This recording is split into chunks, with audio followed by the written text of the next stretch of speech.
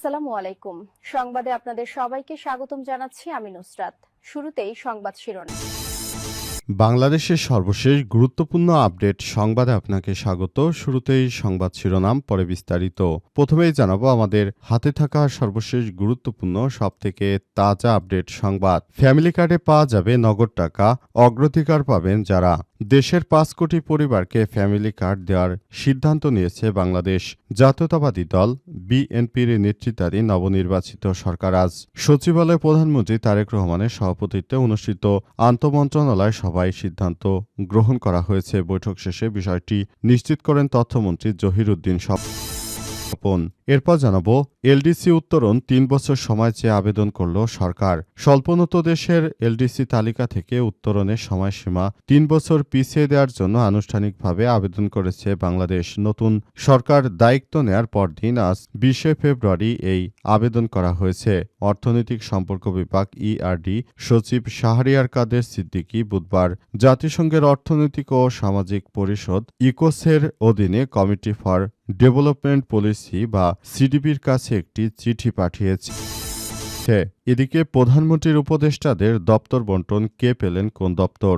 প্রধানমন্ত্রী তারেক রহমান নতুন সরকারের মন্ত্রিপরিষদ নিয়োগ পাওয়া উপদেষ্টাদের মধ্যে ৮ জনকে দায়িত্বপ্রাপ্ত দপ্তরে বন্টন করা হয়েছে। আজ বিষয়টি মন্ত্রিপরিষদ বিভাগ এক প্রজ্ঞাপনে নিশ্চিত করেছে।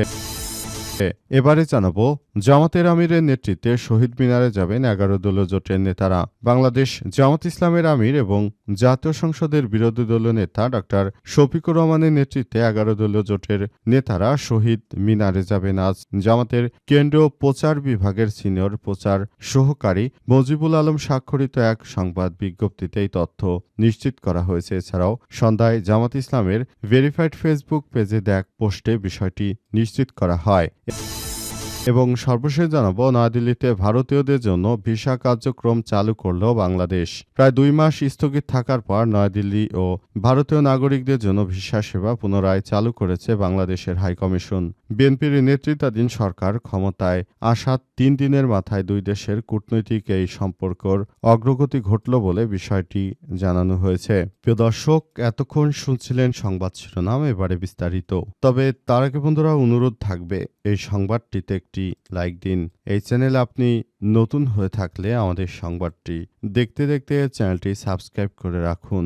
কমেন্ট করে বন্ধুরা আপনার মূল্যবান মতামত জানিয়ে দিন আপনি বিশ্বের কোন দেশ থেকে বা বাংলাদেশের কোন স্থান থেকে আমাদের সংবাদটি দেখছেন এবং শুনছেন। আর বন্ধুরা, সংবাদটি আপনার সোশ্যাল মিডিয়া ফেসবুকে শেয়ার করে বন্ধুদেরও দেখার সুযোগ করে দিন। গাজা যুদ্ধে আপনি যদি নিরীহ ফিলিস্তিনিদের ভালোবেসে থাকেন, কমেন্টে ইয়েস লিখে পুরো বিশ্বকে জানিয়ে দিন। এবারে বিস্তারিত। ফ্যামিলি কার্ডে পাওয়া যাবে নগদ টাকা, অগ্রাধিকার পাবেন যারা।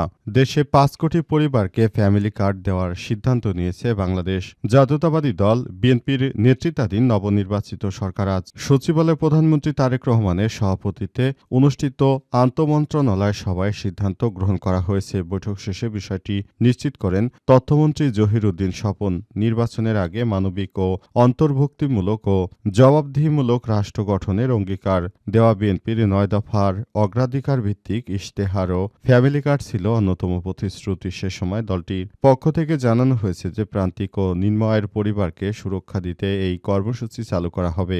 এর আওতায় প্রতি মাসে ২৫০০ টাকা অথবা ওই সমপরিমাণ নিত্য প্রয়োজনীয় পণ্য সরবরাহ নিশ্চিত করা হবে এবং ধাপে ধাপে সহায়তার পরিমাণ বাড়ানো হবে। সভায় কৃষিমন্ত্রী আমির উর রশিদ জানিয়েছেন, প্রাথমিকভাবে ফ্যামিলি কার্ডের মাধ্যমে নগদ অর্থ দেয়া হবে। কার্ড পাওয়ার ক্ষেত্রে হতদরিদ্র পরিবার ও নারীরা অগ্রাধিকার পাবেন। পরিবেশ মন্ত্রী আব্দুল্লাহ আল মিন্টু বলেছেন, ধাপে ধাপে এই কার্ড বিতরণ করা হবে। আসন্ন ঈদুল ফিতরের আগে পাইলট প্রকল্প হিসেবে কার্যক্রম শুরু করার পরিকল্পনা করা হয়েছে। প্রথমে হতদরিদ্র পরিবার, পরে দরিদ্র পরিবারগুলোকে এই ফ্যামিলি কার্ড দেওয়া হবে। বিএনপির সরকারের ঘোষিত ১৮০ দিনের কর্মপরিকল্পনাতেও প্রত্যেক পরিবারকে ফ্যামিলি কার্ড দেওয়ার বিষয়টা অন্তর্ভুক্ত করা হয়েছে। সরকার বলছে, এই কর্মসূচির মাধ্যমে সামাজিক সুরক্ষা ব্যবস্থাকে আরও বিস্তৃত করা হবে। কমিটির দায়িত্বের মধ্যে যারা রয়েছেন ফ্যামিলি কার্ড বাস্তবায়ন, উপযুক্ত নকশা প্রণয়ন, সুবিধাভোগী নির্বাচনী পদ্ধতি নির্ধারণ করা, প্রাথমিক পর্যায়ে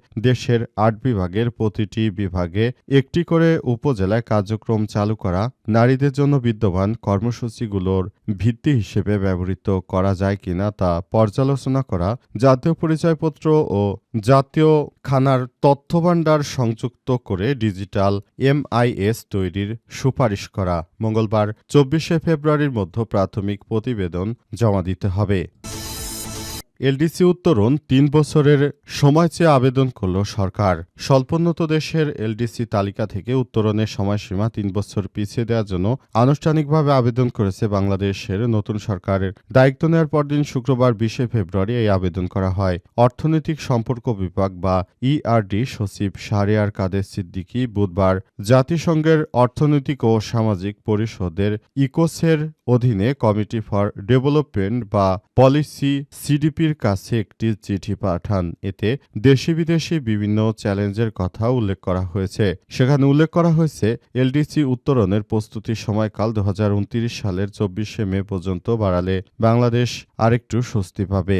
অপরদিকে আগের সিদ্ধান্ত অনুযায়ী বাংলাদেশের এলডিসি উত্তরণের সময়সীমা করা হয়েছে চলতি বছরের ২৪শে নভেম্বর। চূড়ান্ত উত্তরণের আগে তৃতীয় পর্যালোচনা প্রক্রিয়াটিও চলমান রয়েছে।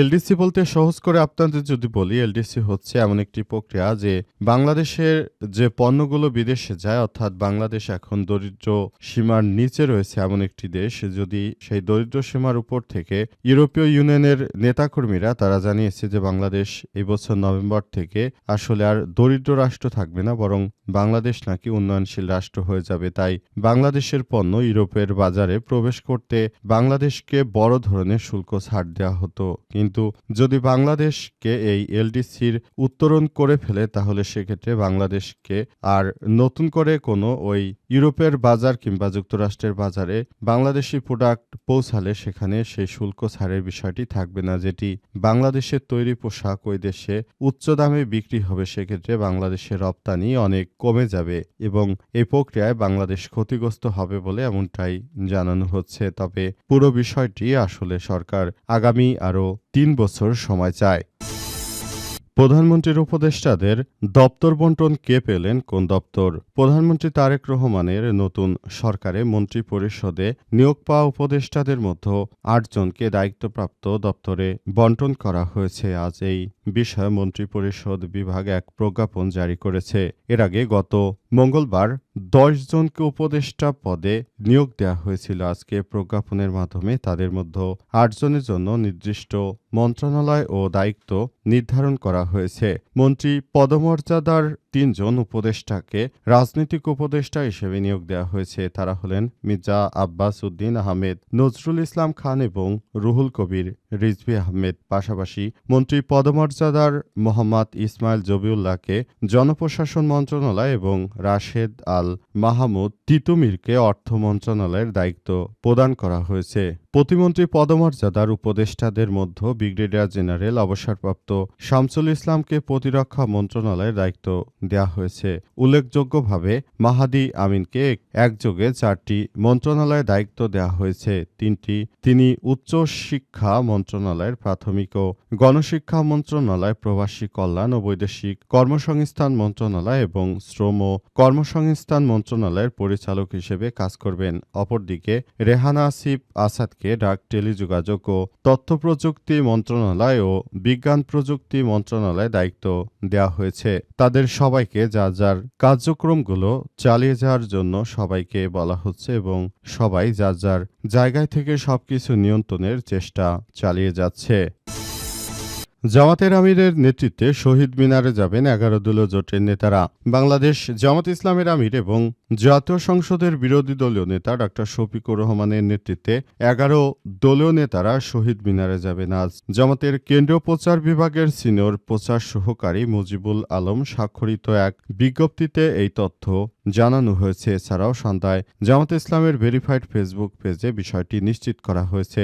বিজ্ঞপ্তিতে বলা হয়েছে ২১শে ফেব্রুয়ারি সকালে আন্তর্জাতিক আন্তর্জাতিক মাতৃভাষা ও শহীদ দিবস উপলক্ষে রাষ্ট্রীয় আচার অনুষ্ঠানে অংশ হিসেবে ডাক্তার শফিকুর রহমান কেন্দ্রীয় শহীদ মিনারে যাবেন এবং এই অনুষ্ঠানে ১১ দলীয় ঐক্যের নবনির্বাচিত সদস্যরা তার সঙ্গে থাকবেন। তারা একসঙ্গে সবাই মিলে পুষ্পমাল্য অর্পণ করবেন ভাষা শহীদদের উদ্দেশ্যে। সেজন্য ১১ দলীয় জোটের পক্ষ থেকে ডাক্তার শফিকুর রহমান আজ এসব কথাই জানিয়েছেন। ডাক্তার শফিকুর রহমান জানান যে আমরা ১১ দলীয় জোটের নেতৃত্ববৃন্দরা আসলে একসঙ্গে শহীদ মিনারে যেতে চাই এবং শহীদ মিনারে গিয়ে আমরা মূলত সবকিছু নিয়ন্ত্রণ করতে চাই। আমরা মনে করি যে এবারের জাতীয় সংসদ নির্বাচনে সবাই মিলে একটি সুষ্ঠু ও সুন্দর পরিবেশের মধ্য দিয়ে অংশগ্রহণ করে আসলে বাংলাদেশটাকে সুন্দরভাবে গড়ে তোলার চেষ্টা চালিয়ে যেতে চায় এবং দেশের প্রতিটি জায়গায় এই ধরনের অপরাধ প্রবণতা যেন না থাকে সে বিষয়টি আমাদেরকে খুবই পীড়া দিয়েছে বলে জানিয়েছে তারা এবং তারা বিষয়গুলোকে খুবই গুরুত্ব সহকারে দেখেছে এবং